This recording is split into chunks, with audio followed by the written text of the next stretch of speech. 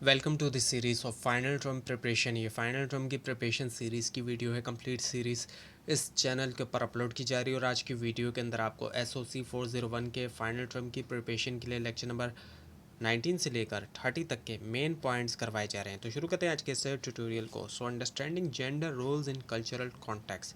Gender role से मुराद जो एक्सपेक्टेशन और नॉर्म्स असाइन किए जाते हैं इंडिविजुअल्स को, जो कि बेस करता है उनके जेंडर के ऊपर और एक कल्चरल फ्रेमवर्क के अंदर।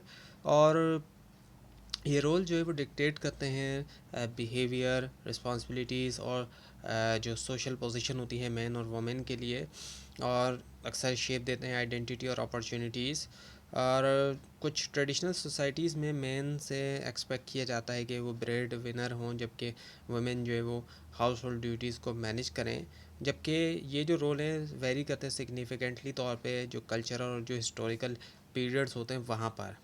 अब जैसे कि स्कैंडिनेवियन कंट्रीज़ में जेंडर इक्वेलिटी जो है उसको एम्फेसाइज़ किया जाता है, जहाँ पर दोनों मेन एंड वुमेन शेयर करते हैं डोमेस्टिक और जो प्रोफेशनल रिस्पॉन्सिबिलिटीज़ हैं। और इसके मुकाबले में जो पेट्रियार्कल कल्चर होते हैं वहाँ पर रिगिड जेंडर नॉर्म जो कि लिमिट लगाते हैं वुमेन का जो एक्सेस है एजुकेशन के ऊपर और एम्प्लॉयमेंट के ऊपर।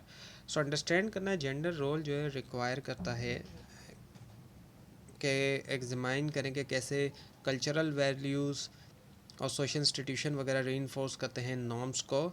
और मीडिया रिप्रेजेंटेशन जो वो प्ले करता है क्रिटिकल रोल जो है परपिचुएट करने में जो चैलेंजिंग स्टीरियोटाइप्स होते हैं।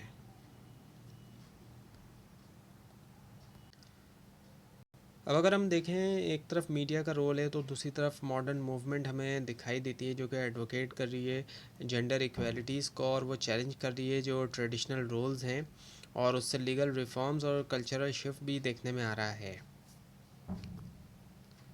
So now the stratification and social cultural influence. अब जो सोशल स्ट्रेटिफिकेशन है इससे मुराद हिरार्कल अरेंजमेंट होती है इंडिविजुअल्स की सोसाइटी के अंदर। हिरार्कल से मुराद ये कि एक हिरार्की बनी हुई है कि ऊपर से नीचे तक की। तो इसमें जो है वो हिरार्कल अरेंजमेंट होती है सोसाइटी की, तो ये बेस करता है कुछ ऐसे फैक्टर्स के ऊपर जैसे कि वेल्थ, पावर, एजुकेशन और प्रेस्टीज के ऊपर। और ये सिस्टम क्रिएट करता है लेयर्स या स्ट्रेटा जो कि इन्फ्लुएंस करता है एक्सेस जो है रिसोर्सेज तक भी और अपॉर्चुनिटीज़ तक। और कल्चर प्ले करता है सिग्निफिकेंट रोल जो है स्ट्रेटिफिकेशन के अंदर, डिफाइन करते हुए कि क्या जो है वो वैल्यूड है और स्टेटस जो है वो कैसे असाइन किया गया है। और कास्ट बेस्ड सोसाइटीज़ के अंदर अगर हम देखें वहाँ पर कल्चरल नॉर्म जो है हिस्टोरिकली तौर पर डिक्टेट करते हैं रिगिड सोशल डिवीज़न, और उससे लिमिट हो जाती है mobility.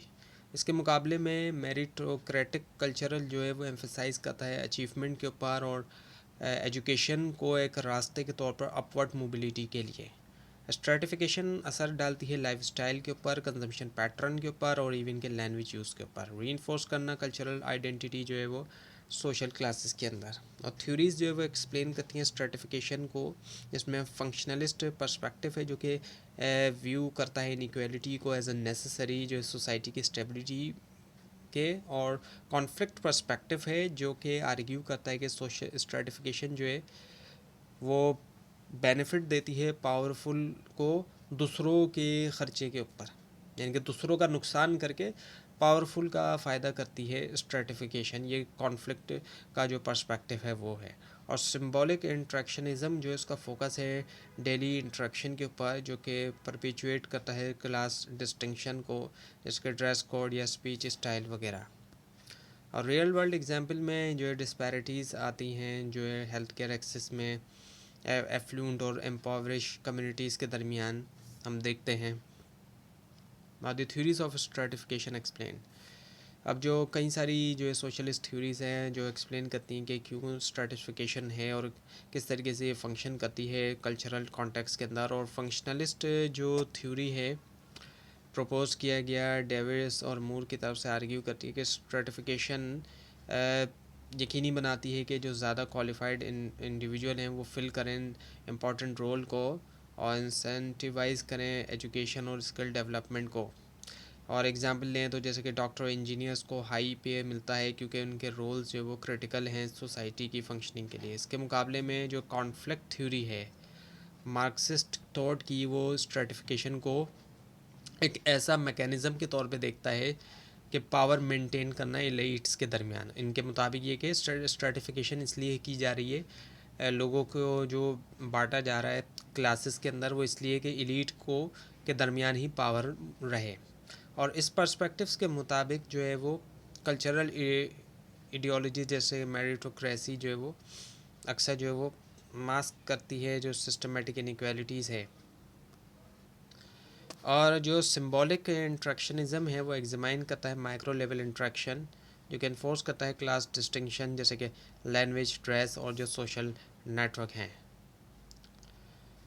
Mechanism of cultural change की हम बात करते हैं। कल्चर जो है वो डायनेमिक है, कंस्टेंटली इवॉल्व हो रहा है प्रोसेसेस के ज़रिए, जैसे कि इनोवेशन, डिफ्यूजन और एकल्चरेशन। और इनोवेशन से नए आइडियाज़ या टेक्नोलॉजी आती है। इसके अलावा ट्रांसफॉर्म हो रही है कल्चरल प्रैक्टिसेस। और एग्जांपल अगर हम लें तो जो इन्वेंशन है स्मार्टफोन का, इसने रेवोल्यूशनाइज़ किया है कम्युनिकेशन और सोशल इंट्रैक्शन जो है ग्लोबली। और डिफ्यूजन जो है होती है जब कल्चरल ट्रेड्स जो है वो स्प्रेड होते हैं एक सोसाइटी से दूसरी में और उनको देखा जाता है। जैसे कि ग्लोबल पॉपुलैरिटी जो है फास्ट फूड की, जैसे कि हम देख रहे हैं, हो रही है। और एक कल्चरेशन में क्या होता है कि कल्चरल एक्सचेंज होता है, जो कि नतीजा होता है प्रोलॉन्ग कांटेक्ट का सोसाइटीज़ के दरमियान, और उससे हाइब्रिड प्रैक्टिसेस होती हैं। ग्लोबलाइजेशन एक्सेलरेट करती है इन प्रोसेसेस को फैसिलिटेट करते हुए इंटरकनेक्टेडनेस जो है थ्रेड ट्रेड के दरमियान एक्चुअली। और इसके अलावा मीडिया और माइग्रेशन और कल्चरल चेंज जो है वो इससे टेंशन भी आ सकती है, क्योंकि ट्रेडिशनल नॉर्म जो है वो क्लैश भी कर सकते हैं जो मॉडर्न वैल्यूज़ हैं उनके साथ भी। अब कल्चरल लैग जो एक कॉन्सेप्ट जिसको इंट्रोड्यूस किया सोशोलॉजिस्ट विलियम ऑकबर्न ने, डिस्क्राइब करता है डिले होना है एडजस्ट करने में सोशल नॉर्म जो है टेक्नोलॉजिकल एडवांसमेंट के मुताबिक। जैसे कि एथिकल कंसर्न है एआई के हवाले से अंडरस्टैंड करना इन मैकेनिज़्म को हेल्प करता है एक्सप्लेन करने में कि क्यों कल्चर अडाप्ट करता है डिफरेंटली जो है चेंज को। और globalisation and cultural transformation. Globalisation का एक बहुत गहरा इम्पैक्ट रहा है कल्चरल लैंडस्केप के ऊपर, प्रमोट करते हुए इंटरकनेक्टेडनेस और एक्सचेंज, और ये फैसिलिटेट करता है स्प्रेड जो आइडियाज़ का, प्रोडक्ट का और लाइफस्टाइल का बॉर्डर्स के ऊपर, और क्रिएट करता है ग्लोबल कल्चर जिसके अंदर शेयर्ड जिसकी करेक्टरिस्टिक्स हम देखें तो उसमें शेयर्ड कंजम्पशन पैटर्न और वैल्यूज़ हैं। और जो इंटरनेशनल ब्रांड्स अगर हम उनको देखें तो वो सिंबलाइज करते हैं कल्चरल होमोजेनाइजेशन, जबकि सोशल मीडिया प्लेटफॉर्म इनेबल करते हैं रियल टाइम कल्चरल इंट्रैक्शन। जबकि ग्लोबलाइजेशन जो है वो रेज भी करती है कई सारे कंसर्न जो है कल्चरल इम्पेरियलिज्म के हवाले से, जहाँ पर डोमिनेंट कल्चर जो है वो ओवरशेडो करता है लोकल ट्रेडिशन को, और ये फिनोमेना जो है वो एरोड कर सकता है लिंग्विस्टिक डाइवर्सिटी और इंडिजिनियस प्रैक्टिसेस को, और ये ख़तरा बन जाता है कल्चरल आइडेंटिटी का। और इसके मुकाबले में ग्लोबलाइजेशन से मल्टीकल्चरलिज्म भी आती है और सोसाइटीज़ इनक्रेज होती हैं कि वो एम्ब्रेस करें डाइवर्सिटी और इंक्लूसिविटी। हाइब्रिड कल्चर भी हमें देखने में आता है कि इंडिविजुअल जो है ब्लेंड करता है ग्लोबल इन्फ्लुएंस को लोकल कस्टम्स के साथ। और इकोनॉमिक फैक्टर्स जैसे कि आउटसोर्सिंग और माइग्रेशन जो है ये भी शेप देते हैं कल्चरल डायनेमिक्स जो इंट्रोड्यूस करते हुए न्यू नॉर्म्स और जो प्रैक्टिसेस हैं उनको। Now the cultural lag and adaptation. Cultural lag से मुराद ये कि डिले होना है टेक्नोलॉजिकल एडवांसमेंट और जो करस्पॉन्डिंग एडजस्टमेंट होती है सोशल नॉर्म्स के इंस्टीट्यूशन की। और इस कॉन्सेप्ट को इंट्रोड्यूस किया विलियम ऑकबर्न ने, जो जिसमें हाईलाइट किया चैलेंजेस सोसाइटी जो कि फेस करते अडॉप्ट करने में रैपिड इनोवेशन। कल्चरल लैग से अक्सर होता है मॉरल डायलेमा क्रिएट होता है, और क्योंकि ट्रेडिशनल वैल्यूज स्ट्रगल करती है अकोमोडेट करने के लिए न्यू रियलिटीज़, और अडॉप्शन में रिवाइज करना लॉज को, एजुकेशन सिस्टम और कल्चरल प्रैक्टिस, ताकि अलाइन किया जाए उसको टेक्नोलॉजिकल चेंजेस के साथ। अब जैसे कि इंट्रोड्यूस होना साइबर सिक्योरिटी पॉलिसीज़ का ये दिखाता है एफर्ट्स, ताकि एड्रेस किया जाए जो रिस्क जुड़े हैं डिजिटलाइजेशन के साथ। अंडरस्टैंड करना कल्चरल लैग को एम्फेसाइज करता है नीड जो है प्रोएक्टिव गवर्नेंस की और जो पब्लिक अवेयरनेस है, ताकि मिनिमाइज़ किया जाए डिस्ट्रप्शन और इंश्योर किया जाए एथिकल इंटीग्रेशन इनोवेशंस की। Now the forms of political organisation. अब पॉलिटिकल ऑर्गेनाइजेशन से हमारा स्ट्रक्चर सिस्टम जिनके ज़रिए सोसाइटीज़ मैनेज करती हैं पावर, अथॉरिटी और गवर्नेंस। और एंथ्रोपोलॉजिस्ट क्लासीफाई करते हैं पॉलिटिकल सिस्टम को बैंड्स, ट्राइब्स, चीफडम्स और स्टेट्स के अंदर। जो बैंड्स होते हैं वो स्मॉल किन बेस्ड ग्रुप होते हैं इनफॉर्मल लीडरशिप के साथ, और कॉमन थे ये हंटर गैदरर की जो सोसाइटीज़ होती थी वहाँ पर ये कॉमन होते थे। और ट्राइब्स की हम बात करें, जो आज भी हमें कुछ ट्राइब्स दिखाई देते हैं, ये इनमें स्ट्रक्चर्ड लीडरशिप दिखाई देती, और अक्सर उसको काउंसिल्स के ज़रिए या जो एल्डर्स होते तो रिलाई किया जाता था कंसेंसस के ऊपर डिसीजन मेकिंग के लिए। इसके अलावा चीफडम जो है उसमें एक सेंट्रलाइज अथॉरिटी आ गई एक सिंगल लीडर के अंडर, और उसमें जो है वो हायरार्कल सोशल स्ट्रक्चर है। और स्टेट्स जो कि रिप्रेजेंट करता है मोस्ट कॉम्प्लेक्स फॉर्म जो है, जिसमें फॉर्मल इंस्टीट्यूशन है, कॉडिफाइड लॉ है, ब्यूरोक्रेसीज भी है। मॉडर्न नेशन स्टेट्स हमें दिखाई देती है जो एग्जाम्प्लीफाई करती है सिस्टम को। वहाँ पर सॉवरेनिटी होती है डिफाइंड टेरिटरीज़ के ऊपर, एक्सरसाइजिंग जो है सॉवरेनिटी दिखाई देती है हमें। Now the types of authority and social control. Authority जो है पॉलिटिकल सिस्टम के अंदर उसको कैटेगराइज किया जा सकता है ट्रेडिशनल, लीगल, रेशनल और करिस्मेटिक। अब जो ट्रेडिशनल अथॉरिटी है ये आती है कस्टम्स और लॉन्ग स्टैंडिंग प्रैक्टिसेस से, जैसे कि मोनार्कीज़ जहाँ पे पावर जो है वो इनहेरिट है। और लीगल रेशनल यानी कि अथॉरिटी बेस करती है फॉर्मल रूल्स और लॉज के ऊपर। इसके अलावा क्रिस्मेटिक अथॉरिटी जो कि आती है पर्सनल क्वालिटीज़ और लीडरशिप क्रिस्मा से, जो कि लीडर्स के पास होती है बड़े बड़े। और इसके अलावा सोशल कंट्रोल मैकेनिज़्म, इसमें शामिल है लॉज, नॉर्म्स, सैंक्शंस, मेंटेन करना ऑर्डर और रेगुलेट करना बिहेवियर सिस्टम्स के अंदर। The conflict resolution in political system. अब हर तरह की सोसाइटी में हमें कॉन्फ्लिक्ट जो है वो दिखाई देता है। पॉलिटिकल सिस्टम में बहुत सी स्ट्रेटजीज़ होती हैं ताकि मैनेज किया जाए डिस्प्यूट्स को और हार्मनी को मेंटेन किया जाए। कॉन्फ्लिक्ट का होना कोई ख़राब चीज़ नहीं है अगर उसको मैनेज कर लिया जाए। और ट्राइबल सोसाइटीज़ में अगर हम देखें तो वहाँ पर जो ट्रेडिशनल ट्राइबल सोसाइटीज़ हैं वहाँ पर मेडिएशन होती है, एल्डर्स जो होते हैं या फिर जो काउंसिल्स होती है वो एम्फसाइज़ करती है कंसेंसस और रिकन्सिलेशन में। और चीफडन के अंदर जो है वो रिलाई किया जाता है हायरार्कल अथॉरिटी के ऊपर ताकि इम्पोज किया जाए डिसीशंस। जबकि स्टेट्स के अंदर हम देखें तो यहाँ पर यूटिलाइज़ किया जाता है फॉर्मल लीगल इंस्टीट्यूशन जैसे कि कोर्ट्स और आर्बिट्रेशन पैनल। और इंटरनेशनल कॉन्फ्लिक्ट्स अगर देखने में आते हैं अगर हमें, तो उनको हल किया जाएगा, उसका हल निकाला जाएगा डिप्लोमेसी के ज़रिए, ट्रीटीज़ के ज़रिए और ऐसी ऑर्गेनाइजेशंस जैसे कि यूनाइटेड नेशन वगैरह। सो कल्चरल वैल्यूज़ इन्फ्लुएंस करती है कॉन्फ्लिक्ट रेजोल्यूशन की अप्रोचेस को। Now the cultural influence on psychology.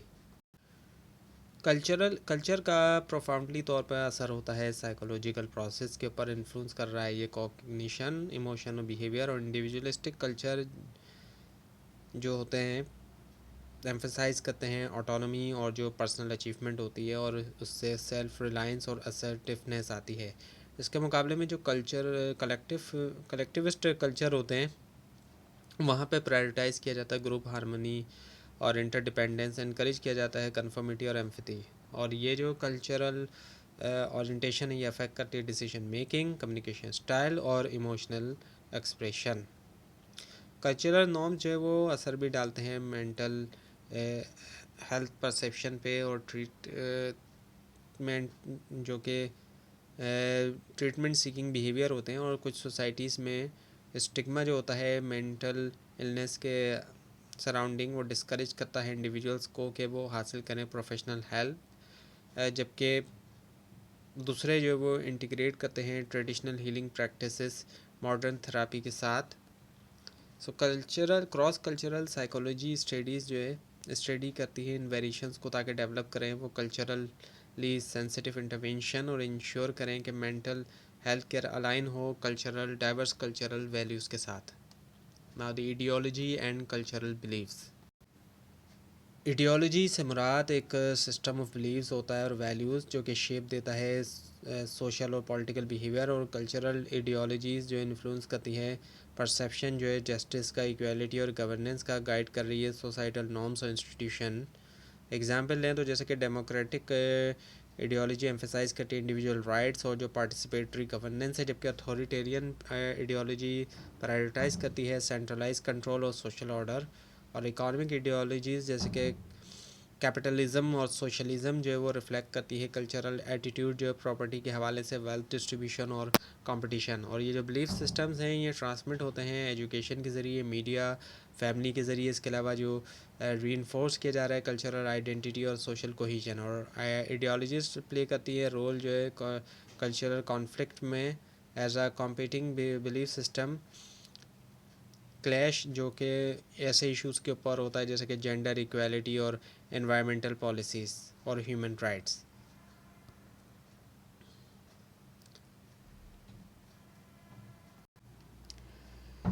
तो ये था आज का लेसन। आपको इस बारे में कोई क्वेश्चन है, ख़ासतौर पर इसमें कोई मिस्टेक दिखाई दे ज़रूर हाईलाइट कीजिए। और इस पूरी सीरीज़ को देखने के लिए और फाइनल टर्म एग्ज़ाम्स की प्रिपरेशन के लिए इस चैनल को सब्सक्राइब कीजिए, बेल आइकन के ऊपर क्लिक कीजिए। Thanks for watching this video and best of luck.